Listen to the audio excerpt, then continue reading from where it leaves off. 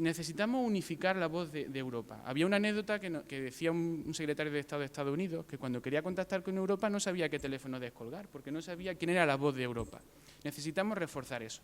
Por eso en nuestro programa electoral incorporamos que la alta representante o el alto representante de Política Exterior y Seguridad Común sea una persona que dependa de la Comisión y que rinda cuentas al Parlamento Europeo. ¿Y por qué la Comisión? Porque la Comisión es la institución europea que defiende los intereses comunes, los intereses de lo que nos une como europeos, frente a otros intereses nacionales que están representados en el Consejo. Y también para ser un actor creíble a nivel mundial, un actor activo, tenemos que tener una Fuerza Armada Europea. Y sí, esto es una propuesta polémica, precisamente en las Fuerzas Armadas donde los Estados son más reticentes a ceder la soberanía. Pero bueno, sabemos que una propuesta difícil de llevar a cabo, pero nosotros en UPyD no estamos para hacerlo fácil, para esas cosas hay otros. Nosotros estamos para hacer lo necesario, aunque sea difícil. Para eso estamos aquí, si no, nos hubiéramos quedado en otro sitio. Bien, necesitamos esa voz única a través de una Fuerza Armada Europea por dos motivos. Primero, por seguridad. Los Estados nacionales están recortando en defensa.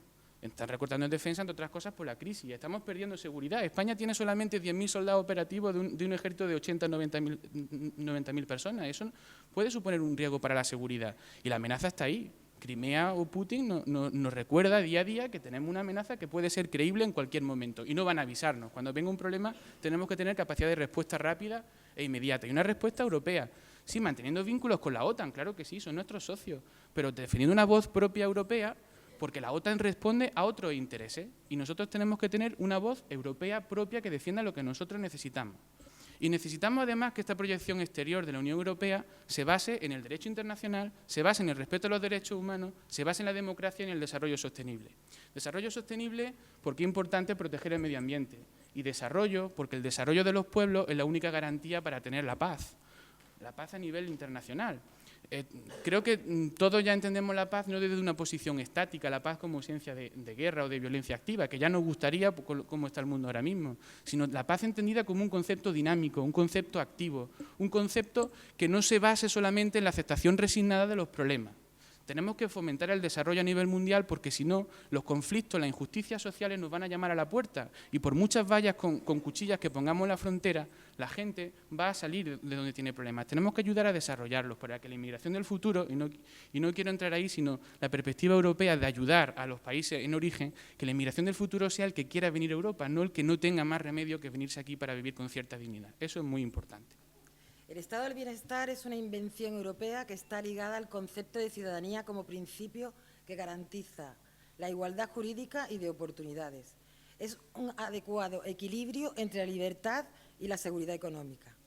Y este es el ejemplo que Europa puede y debe aportar a un mundo en el que estamos viviendo el auge económico de países como China o India, que están basados en la falta de derechos y en la precariedad.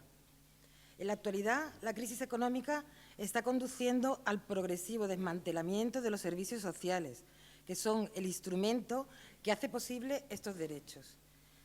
En los recortes aplicados subyace una especie de sentido trágico que nos dice que hemos vivido por encima de nuestras posibilidades y que el Estado social, en la práctica, no es realizable y no es viable. Contra esto, UPyD reivindica la Carta de los Derechos Fundamentales de la Unión Europea.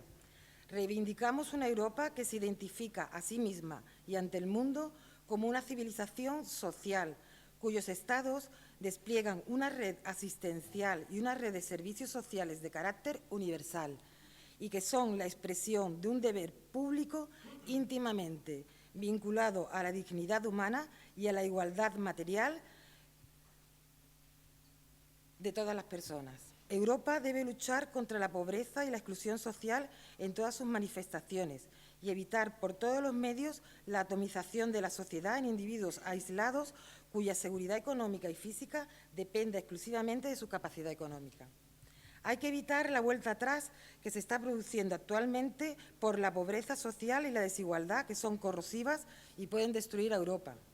Por eso es esencial detener su avance que está provocado por la crisis y sobre todo por el paro. Hay servicios como el suministro de agua y energía que deben ser universales y por ello será obligado imponer la prohibición de cortar estos suministros a las familias con menos recursos. Este principio de no regresión hay que aplicarlo igual a los servicios de dependencia, máxime en una población como la de Europa, que cada vez es más, tiene una edad más envejecida y requiere más asistencia. Por todo esto, es necesario plantearnos la creación de empleo como prioridad absoluta. Debe crearse una seguridad social europea, así como una inspección de trabajo europea que garantice la igualdad de oportunidades en todo el territorio de la Unión y supervise el cumplimiento de la normativa laboral común. Es imprescindible adoptar medidas y movilizar todos los fondos disponibles para promover el empleo juvenil, la lucha contra la precariedad, contra el paro de larga duración y en el sector, para mí, especialmente muy sensible, que son los mayores de 45 años.